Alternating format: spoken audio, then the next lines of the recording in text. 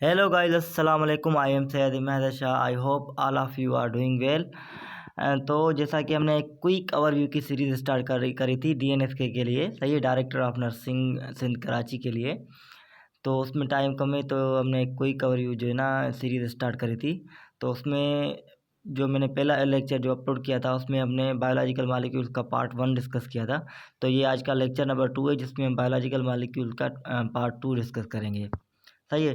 तो आज के पार्ट में हम मेनली किसको देखने वाले हैं, हम कार्बोहाइड्रेट्स को देखने वाले हैं कि कार्बोहाइड्रेट्स क्या हैं। कार्बोहाइड्रेट्स आर ऑर्गेनिक कंपाउंड है, किस चीज़ों के बने हुए होते हैं, कार्बन, हाइड्रोजन एंड ऑक्सीजन के बने हुए होते हैं। एंड कार्बोहाइड्रेट की लिटरली जो मीनिंग है ना वो है हाइड्रेटेड कार्बन। अब हाइड्रेटेड कार्बन की मीनिंग का मतलब क्या है कि कार्बन प्लस वाटर, सही है। इससे हम हाइड्रेटेड कार्बन कहते हैं। हाइड्रेटेड का मतलब है वाटर, कार्बन के साथ अगर वाटर मिल जाए तो उसे हम हाइड्रेटेड कार्बन कहते हैं। तो मेनली जो है ना कार्बोहाइड्रेट्स का फार्मूला भी यही होता है। उसमें जस्ट कार्बन जो है ना वो वाटर के साथ रिजेंबल करता है, मिला हुआ होता है, तो उसे हम क्या कहते हैं, hydrated carbon. They are sweet in taste, वो स्वीट इन टेस्ट होते हैं और उनको हम मेनली सैकराइड्स या शुगर भी कहते हैं।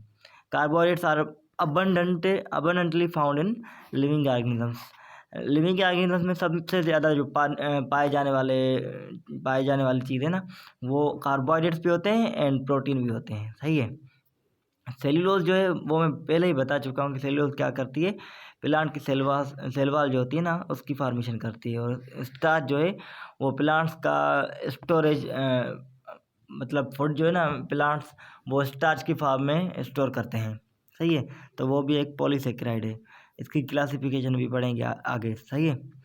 Carbohydrates perform both structural and functional role in organisms. तो वो दोनों रोल्स जो है ना अदा करते हैं, स्ट्रक्चरल भी एंड फंक्शनल रोल भी, सही है। उसके बाद इंपॉर्टेंस ऑफ कार्बोहाइड्रेट्स। कार्बोहाइड्रेट्स क्यों इंपॉर्टेंट है, carbohydrates are the major source of energy.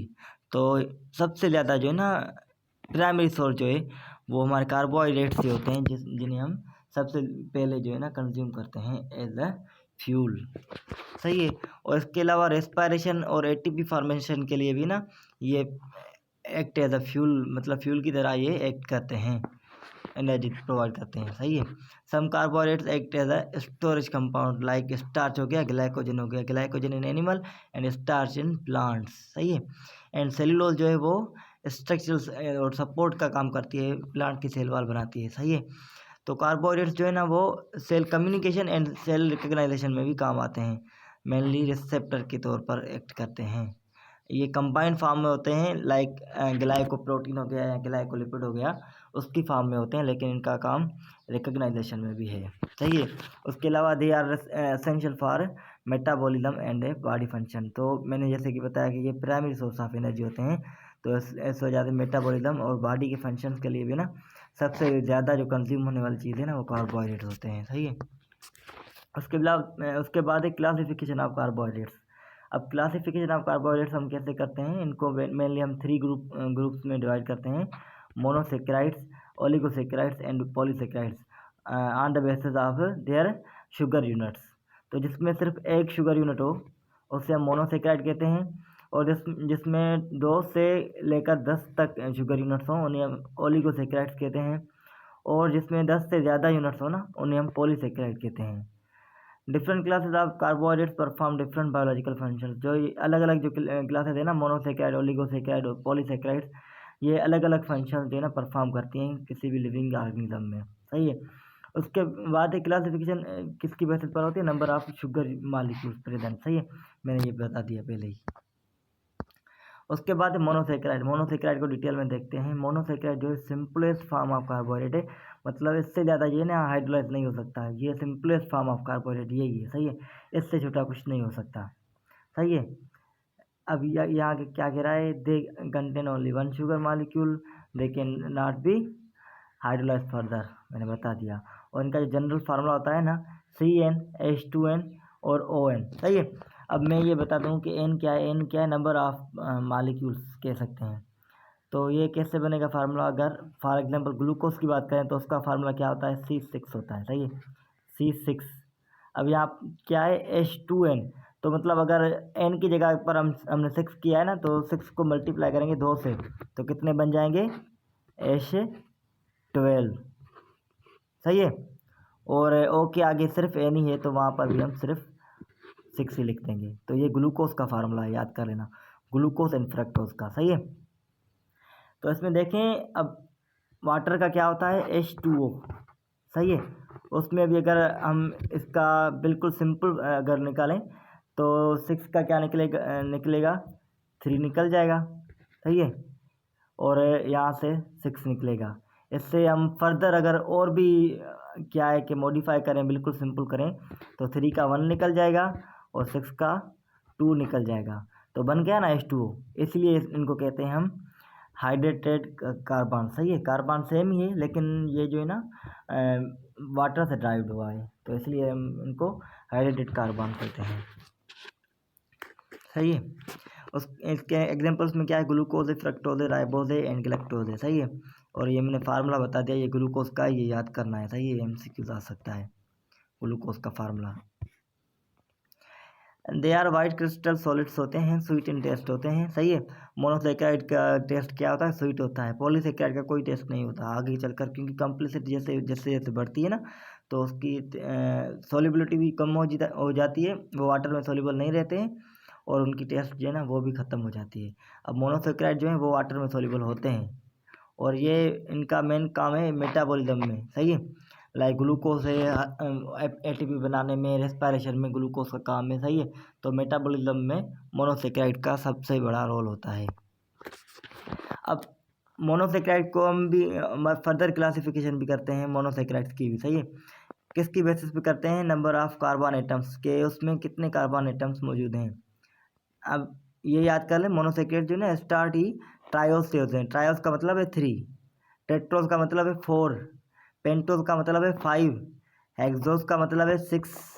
सही है। एंड हेप्टोस का मतलब है 7। तो नंबर ऑफ कार्बन के हिसाब से ना इनकी क्लासिफिकेशन होती है। अब ट्रायोस में टेट्रोल लिखा हुआ है, सॉरी, ट्रायोस में 3 कार्बन्स होते हैं, और इसका एग्जांपल है ग्लाइसोल्डिहाइड या डिहाइड्रोक्सी एसीटोन। सही है। ये दोनों एग्जांपल्स याद कर लेनी है आपको। सही है। बुक में भी लिखी हुई है, यहाँ भी मैं आगे बता दूंगा। सही है। उसके बाद है टेट्रोस। टेट्रोस जो है ना वो 4 कार्बन एटम होता है, और इसके जो एग्जांपल्स है ना एरिथ्रोस एंड एरिथ्रियोरोस जो है ना वो इसके एग्जांपल्स हैं, एरिथ्रोज एंड एरिथ्रियोरोस। सही है। तो ये आपको बुक से देखकर याद करने हैं, क्योंकि इसके एग्जांपल्स पूछे जा सकते हैं, तो आपको ये मस्ट देखने हैं। मैं ये करूँगा कि जब ये चैप्टर एंड हो जाए ना, तो एक लेक्चर अलग से बनाऊँगा, जिसमें मैं आपको बुक से पढ़ाऊँगा। सही है। बुक से मैं वो सिर्फ मेन चीज़ें आपको बताऊँगा कि क्या क्या याद करना है, क्या क्या याद नहीं करना है, और जो डायग्राम्स वगैरह है ना वो हम देख लेंगे। सही है। एक बिल्कुल क्विक कवर होगा वो, इससे भी क्विक। सही है। ये तो मैं फास्ट चल रहा हूँ, लेकिन वो इससे भी फास्ट चलूँगा। सही है। पेंटोज में 5 कार्बन्स होते हैं, इसका जो है ना एग्जाम्पल राइबोज याद करें, राइबुलोज 2 एग्जाम्पल्स हैं। सही है। इनमें दोनों में फ़र्क ये है कि राइबोज जो होता है उसमें एल्डिहाइड ग्रुप होता है, functional unit, functional group, and ribulose में जो है ना कीटोज ग्रुप होता है, एज फंक्शनल ग्रुप। सही है। हेक्सोस का भी ऐसा ही है, ग्लूकोज में एल्डिहाइड होता है एंड फ्रक्टोज में कीटो ग्रुप होता है। सही है। हेप्टोज जो है ना इसमें 7 कार्बन होते हैं। ये आप सिर्फ ऐसे ही याद कर लें। सही है। इसके बाद मोनोसेक्राइड्स की इम्पोर्टेंट क्या है, अब ग्लाइसोल्डिहाइड एंड डिहाइड्रोक्सी एसीटोन मैंने बताया, ये ट्रायोज हैं। सही है। इनमें 3 कार्बन्स होते हैं। ये रेस्पिरेशन के दौरान जो है ना मोस्ट इम्पोर्टेंट होते हैं, वहाँ पर इनका रोल होता है। राइबुलोज जो है वो बैकबोन ऑफ न्यूक्लिक एसिड है। उसमें बताया कि आपको एक राइबोस जो शुगर की ना रिंग होती है, तो ये बैकबोन ऑफ न्यूक्लिक एसिड है। एंड ग्लूकोज जो है ना वो मोस्ट इम्पोर्टेंट है biological sugar, as a biological sugar, क्योंकि वो मेटाबॉलिज्म में, एंड हमारा ब्रेन जो है वो सिर्फ चलता है ग्लूकोज पर है, तो ये तो मोस्ट इम्पोर्टेंट है बायोलॉजिकल शुगर। सही है। तो अगर पूछा जाए कि मोस्ट इम्पोर्टेंट बायोलॉजिकल शुगर कौन है, तो वो ग्लूकोज है, या मोस्ट इम्पोर्टेंट मोनोसेक्राइड पूछा जाए तो वो भी ग्लूकोज ही होगा। सही है। ग्लूकोज किन चीज़ों में पाया जाता है, फ्रूट्स हो गया, हनी हो गया, एंड प्लांट्स टिश्यू में पाया जाता है। सही है।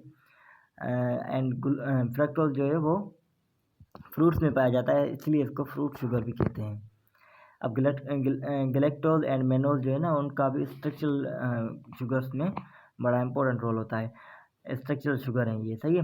अब गैलेक्टोज का काम ये होता है कि ये ब्रेन में इधर रिसेप्टर काम करता है, किससे मिलकर, लिपिड से मिलकर, ग्लाइकोलिपिड बनाकर, सही है। ग्लाइकोलिपिड बनाकर इसका ब्रेन में काम होता है, सही। एंड मेनोज जो है ना, ये प्रोटीन से मिलता है एंड ग्लाइको प्रोटीन बनाता है, एंड इसका भी जो है ना काम इधर रिसेप्टर होता है, सही है। ग्लूकोज क्या है, ग्लूकोज जो है ना वो हेक्सोज शुगर है, 6 कार्बन का है, और इसका मॉलिक्यूलर फार्मूला क्या है, मैंने पहले ही बताया हुआ है कि C6H12NO6। ये मेजर सोर्स है एनर्जी का किसी भी सेल में, सही है। एंड ग्लूकोज जो है ना वो दोनों फॉर्म्स में होता है, चेन के फॉर्म में भी होता है, एंड जो है ना ओपन चेन में, बिल्कुल स्ट्रेट चेन में भी होता है, एंड रिंग चेन के फॉर्म में भी होता है। It is produce during the photosynthesis in plants, ये प्लांट्स में फोटोसिंथेसिस के दौरान बनता है। एंड एनिमल्स इसको कैसे ऑब्टेन करते हैं, या तो प्लांट को खाएंगे या उस एनिमल को जो प्लांट्स खाता है, सही है। इसके ज़रिए हमारे अंदर भी ग्लूकोज आ जाता है, सही है। और एक्सेसिव ग्लूकोज जो है ना एनिमल्स में, वो हम किसके फॉर्म में स्टोर करते हैं, ग्लाइकोजन के फॉर्म में स्टोर करते हैं in muscles and liver and muscles में, सही है, लिवर एंड मसल्स, ओके। ये चीज़ें आपको नोट करनी चाहिए, जो मैं बताना जा रहा हूँ ना, वो आप नोट कर लिया करें, क्योंकि वो इसमें मौजूद नहीं है, सही है। अब आइसोमर्स क्या होते हैं, आइसोमर्स बेसिकली, आइसोमर्स के भी बहुत सारे टाइप्स होते हैं, फंक्शनल आइसोमर्स होते हैं, इसके अलावा भी बहुत सारे टाइप्स होते हैं जो आप केमिस्ट्री में पढ़ेंगे। तो अभी सिर्फ आइसोमर्स देखते हैं। आइसोमर्स क्या होता है, उनका जो मॉलिक्यूलर फार्मूला होता है ना, मतलब उनका जो फार्मूला होता है, जैसे C6H12 एंड O6 हो गया, तो वो सेम होता है, लेकिन उनका जो स्ट्रक्चर होता है ना वो डिफरेंट होता है। लाइक आप फ्रक्टोज को देख लें, फ्रक्टोज में कीटो ग्रुप होता है, फार्मूला यही होता है, और यही सेम फार्मूला ग्लूकोज का भी है, लेकिन उसमें एल्डिहाइड ग्रुप होता है। तो ये फंक्शनल आइसोमर्स हो गए। Fructose and glucose are functional isomers, ये सवाल आ सकता है, याद कर लें। अगेन मैं रिपीट कर रहा हूँ, आप लिख लें, fructose and glucose are functional isomers, सही है। बाकी एग्जांपल्स याद कर लें आप, कि वो ना इनके जो फंक्शन होते हैं ना, वो इनके फॉर्म्स जो होते हैं वो डिफरेंट होते हैं हर आइसोमर के, और इनकी एग्जांपल्स है ग्लूकोज है, मेनोज है, गैलेक्टोज है, एंड अल्डोहेक्सोज है। ये सब हेक्सोज हैं, सही है, हेक्सोज शुगर्स हैं, और आपस में आइसोमर्स हैं। Isomers different in arrangement of the atoms, मतलब उनका स्ट्रक्चर जो है वो सेम डिफरेंट होता है। डिफरेंट आइसोमर्स लेकिन जो है ना वो जो फंक्शन है ना वो भी डिफरेंट परफॉर्म करते हैं, सही है। ओलिगोसेक्राइड्स, इनमें 2 से लेकर 10 तक मोनोसेक्राइड यूनिट्स होते हैं, लेकिन मोस्ट कॉमन जो है ना ओलिगोसेक्राइड वो डाइसेक्राइड है। डाइसेक्राइड का मतलब है कि 2 यूनिट वाला, सही है, जिसमें 2 मोनोसेक्राइड यूनिट्स हों, सही है, उससे हम क्या कहते हैं, डाइसेक्राइड कहते हैं। Most common and most important जो है ना ओलिगोसेक्राइड में डाइसेक्राइड्स ही होते हैं। इसमें सक्रोज आ गया, लैक्टोज आ गया, माल्टोज आ गया, सही है। डाइसेक्राइड्स जो है ना वो ग्लाइकोसाइडिक बांड के जरिए ना आपस में जुड़े हुए होते हैं, सही है। जैसे एक मोनोसेक्राइड हो गया और ये जो दूसरा मोनोसेक्राइड हो गया और आपस में जो है ना जुड़े होते हैं ऐसे लिंक के जरिए, सही है। तो ऐसे हम ग्लाइकोसाइडिक लिंक बांड करते हैं। ये इंशाल्लाह जब मैं बुक से पढ़ाऊँगा ना, बुक से एक लेक्चर दूंगा, उस पर मैं peptide linkage and glycosidic linkage, सही है, डाइसल्फाइड लिंकेज, ये सब मैं बता दूंगा, सही है, डिटेल में। उसके अलावा जो है ना ओलिगोसेक्राइड्स जो है ना वो एनर्जी ट्रांसपोर्ट के लिए भी मोस्ट इम्पोर्टेंट होते हैं। इसमें मेनली जो है ना ग्लूकोज का काम होता है एनर्जी के लिए, सही है। इसके अलावा they are participate in cell recognization, तो ये एज ए रिसेप्टर भी काम कर सकते हैं। इसके अलावा reducing and non reducing sugar. अब reducing and non reducing sugars क्या हैं? रिड्यूसिंग शुगर्स वो होते हैं जो फर्दर ऑक्सीडाइज हो सकते हैं, मतलब रिड्यूस होकर दूसरे किसी भी सब्सटेंस में कन्वर्ट हो सकते हैं, किसी भी चीज़ से रिएक्शन करके, मतलब कोई और जो है ना सब्सटेंस बन जाएगा, कोई और जो चीज़ है ना वो बन जाएगी, वो फिर सेम नहीं रहेगा, सही है। ये इनमें क्या होता है, मेनली फ्री एल्डिहाइड या कीटोस ग्रुप होते हैं जो रिएक्शन कर सकते हैं किसी और एलिमेंट के साथ, किसी और सब्सटेंस के साथ। सही है। माल्टोज हो गया, लैक्टोज हो गया, ये सब जो है ना रिड्यूसिंग शुगर्स हैं। ये मोस्ट इम्पोर्टेंट जो है ना, आपको मैं एमसीक्यू दे रहा हूँ, ये नीचे वाला। Sucrose is the most common noun reducing sugar. ये एक एमसीक्यू आ चुका है। सही है। ये एमसीक्यू आ चुका है कि sucrose is the non reducing sugar. सही है। And most common noun reducing sugar है। सही है। नॉन रिड्यूसिंग शुगर जो है ना, वो फर्दर रिड्यूस नहीं हो सकते, वो मतलब ऑक्सीडाइज नहीं होते, वो किसी भी और एलिमेंट के साथ जो है ना रिएक्शन नहीं करते, क्योंकि उनके पास free aldehyde group and free ketose group नहीं होता। सही है। प्लांट्स जो है ना, इसीलिए जो है ना प्लांट्स, उनको जो शुगर ट्रांसपोर्ट करनी होती है ना, तो वो सक्रोज के फार्म में करते हैं, क्योंकि अगर किसी और के फार्म में करेंगे ना, तो जब तक मतलब साइड ऑफ एक्शन जहाँ पर हमें जो है ना शुगर पहुँचानी है, हमें कार्बोहाइड्रेट्स पहुँचाने जहाँ पर एनर्जी की ज़रूरत है, वहाँ तक अगर कोई दूसरा डाइसैकेराइड पहुँचेगा ना, तो रास्ते में क्या हो जाएगा, ऑक्सीडाइज हो जाएगा, किसी और चीज़ के साथ रिएक्शन कर लेगा। लेकिन सक्रोज के साथ ऐसा नहीं है, तो वो क्योंकि वो नॉन रिड्यूसिंग शुगर है, तो प्लांट्स जो है ना मेनली ट्रांसपोर्ट के लिए सक्रोज का इस्तेमाल करते हैं। पॉलीसेकेराइड्स क्या हैं? ये मोस्ट कॉम्प्लेक्स कार्बोहाइड्रेट्स होते हैं जो कि मैनी ग्लूकोज यूनिट से बने हुए होते हैं। सही है। 10 से ज़्यादा यूनिट से ये आपस में ग्लाइकोसाइडिक बांड के ज़रिए जो है ना लिंक होते हैं। मैंने पहले भी बताया है, पॉलीसेकेराइड्स जो है ना वो स्ट्रक्चरल एंड स्टोरेज का काम करते हैं। सही है। स्ट्रक्चर सेलुलोज का काम है, सेल वॉल बनाता है प्लांट की, एंड स्टोरेज जैसे ग्लाइकोजन हो गया, स्टार्च हो गया। सही है। ये एंड काइटिन जो है ना, काइटिन एंड सेलुलोज, इसका काम है स्ट्रक्चर में। काइटिन क्या बनाता है? Exoskeleton of arthropods. सही है। आर्थ्रोपोड का जो है ना एक्सोस्केलेटन काइटिन बनाता है। सही। हार्ड शेल जो नहीं होता है इंसेक्ट्स के ऊपर, तो वो काइटिन से बना हुआ होता है। एंड मैंने जैसे बताया कि जैसे ही कम्प्लेक्सिटी जो है ना वो बढ़ेगी, तो इनकी सोल्युबिलिटी इन वाटर में वो कम होती जाएगी, तो they are insoluble in water. Polysaccharide जो है ना वो बायोलॉजिकली मोस्ट इम्पोर्टेंट है। सही है। स्टार्च क्या है? स्टोरेज फार्म होता है प्लांट्स में। सही है। It is farmed by the many glucose. इसमें सारे ग्लूकोज मॉलिक्यूल्स जो है ना वो मिले हुए होते हैं। अब स्टार्च को हम दो फार्म्स में डिवाइड करते हैं। सही है। Amylose and amylopectin. इसका जो है किस चीज़ों में पाया जाता है ये देख लें। सीरियल से हो गए हमारे जो अनाज वगैरह है, वीट हो गई, राइसेस हो गए, पोटैटोज हैं एंड ट्यूबर्स हैं। सही है।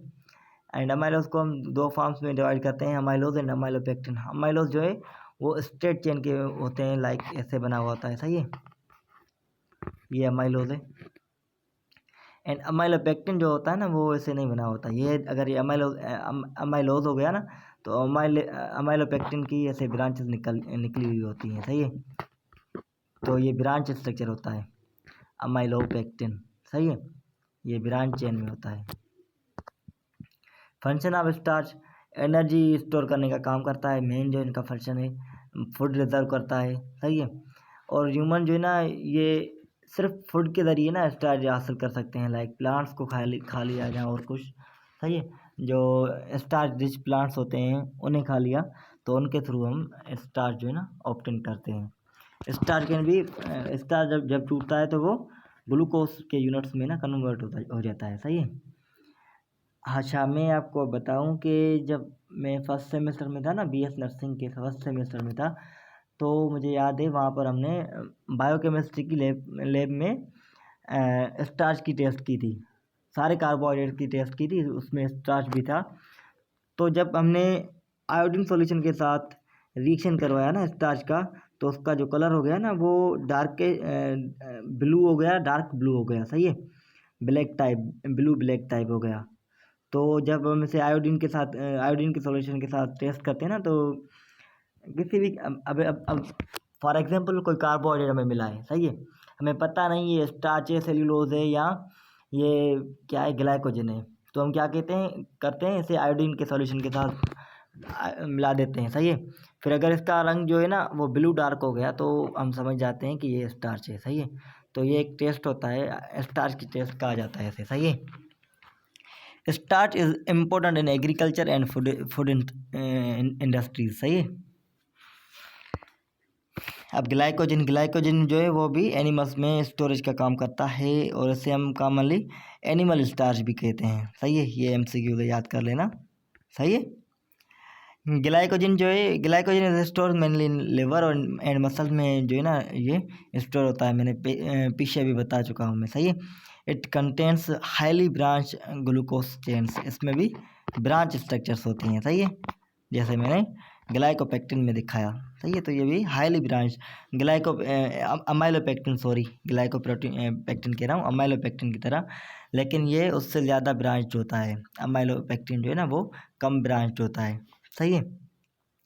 ग्लाइकोजन है ना वो क्विक एनर्जी जो है ना किसी भी फिजिकल एक्टिविटी के दौरान क्विक एनर्जी प्रोवाइड करता है, क्योंकि वो एक स्टोरेज फार्म में आपने कुछ खाया नहीं है और आप एक्सरसाइज कर रहे हैं, तो उस टाइम जो हमें एनर्जी मिलती है ना वो ग्लाइकोजन से मिलती है हमें, सही है। और इसे हम जब आयोडीन सॉल्यूशन के साथ टेस्ट करते हैं तो इसका जो कलर हो जाता है ना वो रेडिश ब्राउन हो जाता है, तो इससे हमें पता चलता है कि ये ग्लाइकोजन है। सेल्यूलोज जो है मोस्ट अबंडेंट कार्बोहाइड्रेट है नेचर में सबसे ज़्यादा पाए जाने वाला कार्बोहाइड्रेट कौन सा है, वो सेल्यूलोज है, सही है। It is polymer of glucose joined with straight chain, सही है। इसकी स्ट्रेट चेन होती है लेकिन इसकी जो ना अरेंजमेंट में फ़र्क होता है, इसमें बीटा लिंकेज होती है, सही है। तो इंशाल्लाह जब मैं बुक से पढ़ाऊँगा तो मैं अल्फ़ा एंड बीटा जो है ना लिंकेज उसका भी बता दूंगा, 1614 अल्फ़ा बीटा वो मैं सब बता दूंगा, सही है। वो भी इम्पोर्टेंट है, वो आती हैं पेपर्स वगैरह में, टेस्ट वगैरह में आती हैं, तो वो याद करनी है, सही है। ये पॉलीमर होता है ग्लूकोज का, सही है, ये याद करना है। सेल्यूलोज फार्म से cell wall plant cell wall बनाता है एंड प्लांट को सपोर्ट एंड स्ट्रेंथ देता है, क्योंकि उसकी सेल वाल बना रहा है तो उससे सपोर्ट एंड स्ट्रेंथ जो है ना वो प्रोवाइड कर रहा है। सेल्यूलोज जो है ना वो इनसॉल्युबल इन वाटर होते हैं, सारे जो भी पॉलीसेकेराइड्स है ना सब इनसॉल्युबल इन वाटर होते हैं, सही। हम सेल्यूलोज को डाइजेस्ट नहीं कर सकते क्योंकि हमारे पास सेल्यूलेज एंजाइम जो है ना वो नहीं होता, तो हम उसे डाइजेस्ट नहीं कर सकते। लेकिन ह्यूमंस को भी जो है ना सेल्यूलोज लेना चाहिए, क्योंकि ये क्या करता है कि हमारे डाइट में फाइबर्स अगर ऐड होते हैं ना सेल्यूलोज की वजह से तो कॉन्स्टिपेशन नहीं होती, मतलब हम जो फूड वगैरह खाते हैं ना तो वो डाइजेस्टेबल हो जाता है, उसे ये सॉफ्ट बना देता है, सेल्यूलोज जो है ना उसे सॉफ्ट बना देता है, तो वो इजीली हमारे एनस से पास हो जाता है और जो है ना कॉन्स्टिपेशन नहीं होती। तो डाइजेशन को इनहेंस करने के लिए सेल्यूलोज भी डाइट में मोस्ट इम्पोर्टेंट है। उसके अलावा जो है ना प्योर फॉर्म ऑफ सेल्यूलोज अगर कोई पूछे तो वो कॉटन होती है, ये बात याद रख लेना, ये बुक में भी लिखा हुआ है, सही। स्ट्रक्चर ऑफ सेल्यूलोज, अगर स्ट्रक्चर की बात करें तो यहाँ पर लिखा हुआ है बीटा जो है ना ग्लाइकोसाइडिक लिंकेज होती है इसमें, सही है, एंड ग्लूकोज से बना हुआ होता है पूरा। स्ट्रेट चेन होती है, थोड़ी क्वाइल्ड होती है एंड कंडेंस होती है, मतलब इस टाइप की होती है, सही, इस टाइप की होती है थोड़ी क्वाइल्ड, सही, क्वाइल्ड मतलब ऐसे, सही है। तो इस टाइप की चेन जो है ना वो बनी हुई होती है। The fibres forms strong tubes in plant cell wall, अब यही जो है ना ट्यूब्स बनाते हैं सेल वॉल्स में, बिल्कुल स्ट्रॉन्ग, जो इससे स्ट्रेंथ एंड सपोर्ट जो है ना प्लांट्स को प्रोवाइड करती है इसी वजह से। इसमें हाइड्रोजन बॉन्ड्स जो है ना वो इंक्रीज करते हैं सेल्यूलोज की स्ट्रेंथ को, सही है। सेल्यूलोज इज इम्पोर्टेंट है। अच्छा, सेल्यूलोज से ही जो है ना पेपर्स वगैरह जो बनते हैं ना जो हम यूज़ करते हैं लिखने के लिए, पढ़ने के लिए, तो पेपर्स जो है ना वो सेल्यूलोज से बनते हैं, कॉटन से बनते हैं सिंपली के कहा जाए तो ये टेक्सटाइल इंडस्ट्रीज़ में भी मोस्ट इम्पोर्टेंट है। एंड हाँ, it is also known as dietary fibre, मैंने पहले बताया, डाइटरी फाइबर से इसलिए कहते हैं क्योंकि ये कॉन्स्टिपेशन से बचाता है, सही, तो इसे इनटेक करना इम्पोर्टेंट है हमारे लिए भी। काइटिन जो है ये मॉडिफाइड फॉर्म ऑफ ग्लाइकोसैकेराइड है, इसे मॉडिफाइड फॉर्म क्यों कहते हैं, क्योंकि इसमें एक अलग से चीज़ होती है, नाइट्रोजन होता है, सही है, एन एसिटाइल ग्लाइकोसामाइन, नाइट्रोजन एंड ग्लाइकोसामाइन के यूनिट्स होते हैं इसमें, जो इसे मॉडिफाइड बनाती है। ग्लूकोज तो होता ही है लेकिन उसके साथ एन एसिटाइल ग्लाइकोसामाइन यूनिट्स भी होते हैं। काइटिन जो है वो बिल्कुल स्ट्रक्चर में सिमिलर होता है, बिल्कुल ही सेल्यूलोज की तरह, सही है, लेकिन इसमें जो है ना ये मॉडिफाइड है, मॉडिफाइड सेल्यूलोज भी इसे कहा जाता है। सही है। इसका it forms strong crystalline nano fibres, ये नैनो फाइबर्स बनाता है, क्रिस्टलाइन नैनो फाइबर्स, जो कि टफ होते हैं, रेजिलेंट होते हैं एंड फ्लेक्सिबल होते हैं। सही है। इट इज़ फंक्शनली कंपेयर, अच्छा इसका जो है ना जो फंक्शन है वो कंपेयर किया जाता है काइटिन के साथ, केराटिन के साथ, सॉरी। क्यों? क्योंकि उसका भी काम है हेयर बनाना, नेल बनाना। तो नेल जैसे हार्ड है ना हमारा, तो ये भी एक हार्ड शेल बनाता है। इसका काइटिन का मॉडिफाइड फॉर्म जो है ना वो बनाता है एक्सोस्केलेटन ऑफ आर्थ्रोपोड। सही है, एक्सोस्केलेटन बनाता है। सही है। इसका मॉडिफाइड फॉर्म जो होता है ना वो एक्सोस्केलेटन बनाता है इन आर्थ्रोपोड्स। सही है। लाइक अब इंसेक्ट्स के ऊपर जो है ना शेल्स नहीं होते, हार्ड लाइक शेल्स होते हैं, तो वो बेसिकली काइटिन के मॉडिफाइड फॉर्म से ही बने हुए होते हैं। फंक्शंस ऑफ काइटिन क्या है? काइटिन जो है ना एक्सोस्केलेटन बनाता है इंसेक्ट्स का या क्रिस्टेशन क्या कहते हैं क्रुस्टेशंस का। सही है। तो मैं वही कह रहा था कि ये एरिथ्रोपोड्स का एक्सोस्केलेटन बनाता है। It provides protection and support to arthropods. जैसा कि मैंने बताया, सपोर्ट एंड प्रोटेक्शन कैसे प्रोवाइड करता है उसका एक्सोस्केलेटन बना के, सीधी बात है। Chitin is present in shells of crabs and shrimps, same ही बात है। सही है। It increase its strength through hydrogen binding, hydrogen की बाइंडिंग की वजह से इसकी स्ट्रेंथ जो है ना वो इंक्रीज होती है। Modified chitin forms very hard structures. अब ये जो है ना इसका मॉडिफाइड फॉर्म होता है, वही जो है ना एक्सोस्केलेटन बनाता है, डायरेक्ट काइटिन नहीं बनाता। उसका जो मॉडिफाइड काइटिन फॉर्म है ना वही एक्सोस्केलेटन बनाता है। तो chitin has industrial and medicinal importance. So chitin की इंडस्ट्री में और मेडिकल फील्ड में भी इम्पोर्टेंस है, उससे काफ़ी चीज़ें बनती हैं। Biological importance of carbohydrates. Carbohydrates क्यों इम्पोर्टेंट है? Carbohydrates are essential biomolecules for life. अब energy, primary source of energy यही है। सबसे ज़्यादा जो है ना खाए जाने वाले जो कंज्यूम होने वाले जो चीज़ें हैं वो कार्बोहाइड्रेट्स हैं। तो ये असेंशियल बायोमॉलिक्यूल्स हो गए ज़िंदगी के लिए। सही है। They provide immediate and stored. अब जो एनर्जी स्टोर्ड होती है वो भी कार्बोहाइड्रेट के फॉर्म में होती है, और जो पिरामिड सोर्स जो इमीडिएट हमें एनर्जी चाहिए होती है वो भी हमें कार्बोहाइड्रेट देते हैं। तो ये मोस्ट इंपॉर्टेंट हो गए। सही है। They form structural component such as cellulose cell wall बनाता है। काइटिन हो गया वो एक्सोस्केलेटन बनाता है। तो ये स्ट्रक्चरल कंपोनेंट्स भी हो गए। कार्बोहाइड्रेट जो है ना वो सपोर्ट मेटाबॉलिज्म एंड ग्रोथ के लिए इंपॉर्टेंट होते हैं।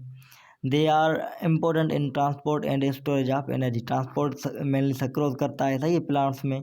एंड स्टोरेज ऑफ एनर्जी जैसे ग्लाइकोजन हो गया, स्टार्च हो गया, तो वो स्टोरेज ऑफ एनर्जी का भी काम करते हैं। Without carbohydrates living organisms can't survive properly.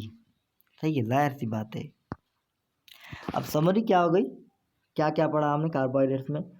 Carbohydrate यही हमें पता चला है, कार्बोहाइड्रेट्स जो है ना वो इम्पोर्टेंट बायोलॉजिकल मॉलिक्यूल्स हैं। उनको हम क्लासिफाइड करते हैं मोनोसेक्राइड, ओलिगोसेक्राइड एंड पॉलीसेक्राइड में। ग्लूकोज जो है ना वो मेन सोर्स ऑफ एनर्जी है। स्टार्च एंड ग्लाइकोजन जो है ना वो स्टोरेज करते हैं कार्बोहाइड्रेट्स को।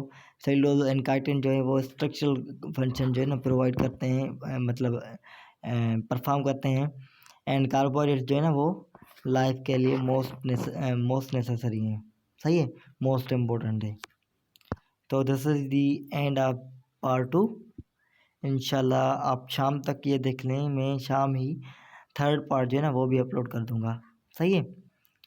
दुआ में याद रखना, और मतलब मैं आपको अप्रिशिएट करना चाहता हूँ कि आप मेहनत कर रहे हैं और कंसिस्टेंसी रख रहे हैं, मैं देख रहा हूँ। सही है। तो मैंने कल जो वीडियो अपलोड किया मुझे अच्छी रिस्पॉन्स मिली, मेरा दिल भी बहुत खुश हुआ। आई होप कि आप इस वीडियो को भी वैसे ही सपोर्ट करेंगे। लेकिन एक शिकायत है कि आप जब देख रहे होते हैं तो ना ही आप लाइक करते हैं, ना ही आपने चैनल को सब्सक्राइब किया हुआ है। सही है। तो इतनी ज़्यादा व्यूज़ के बाद भी जो है ना सब्सक्राइबर नहीं बढ़े और लाइक्स भी बहुत कम आ रही हैं। तो आपका कुछ नहीं जाता, प्लीज़ लाइक कर दें, सब्सक्राइब कर दें, एंड जो न्यू है वो बेल आइकन को भी दबा दें, ताकि मेरी आने वाली जो है ना मज़ीद वीडियोज़ की नोटिफिकेशन सबसे पहले आप तक पहुंच सके। ठीक है, अपना ख्याल रखना, दुआ में याद रखना। अल्लाह हाफिज़।